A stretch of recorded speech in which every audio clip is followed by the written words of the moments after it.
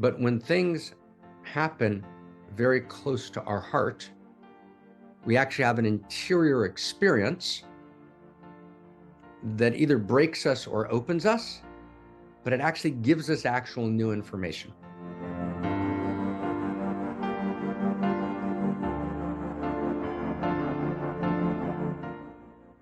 But I just want to share with you,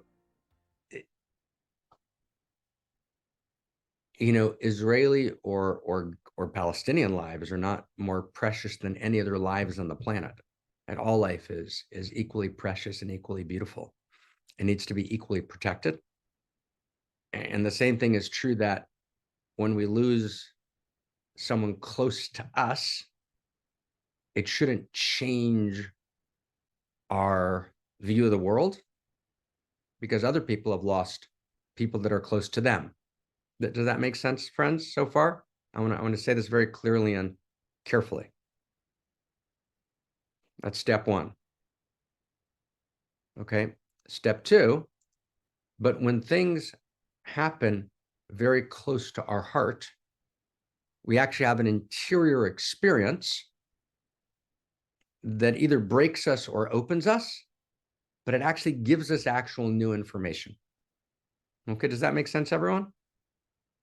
So it's not that, so let me give you an example of what that means. So sometimes people will say to me, wow, I just went through this very, very painful experience, and I can't believe in spirit anymore, or in God anymore, or in love anymore, because I just saw this betrayal. And really the nature of the world is that everyone's for themselves and there is no goodness in the world. So I've heard people say that, even recently. So that's not true, right? Because actually, even before you, whoever you might be, you, we, I, even before we experienced our personal experience of pain, we were deeply aware of the fact that there's lots of pain in the world. And we don't want to be narcissists whose experience of reality is we can be filled with joy and love of spirit as long as the pain doesn't affect us too directly. Okay, so we're aware of Rwanda, right? So we're aware of Uganda. We're aware of the Holocaust, but that didn't affect us. But now that something happened directly to us, now our whole view of the world changes. So we don't want to be that, right? We actually want to feel beyond ourselves. So that's true.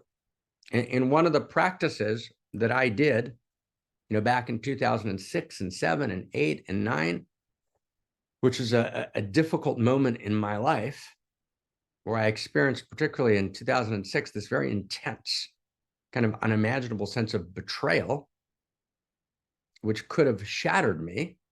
So I did with myself what I called the narcissist exercise.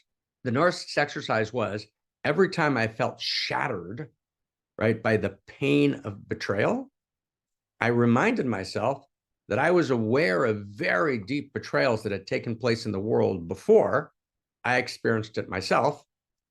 And it didn't cause me to abandon the world or to reject the goodness of the world, because it had happened to other people.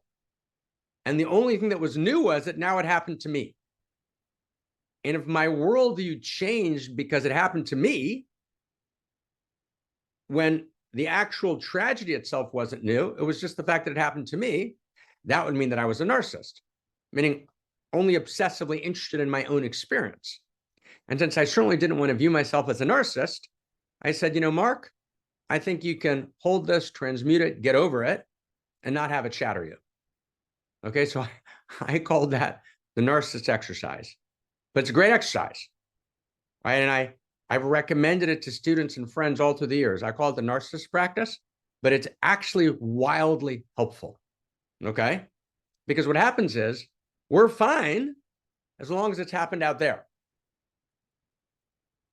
But when it gets close, then it completely changes us. So that's on one level, from one perspective, that's fundamentally wrong, okay?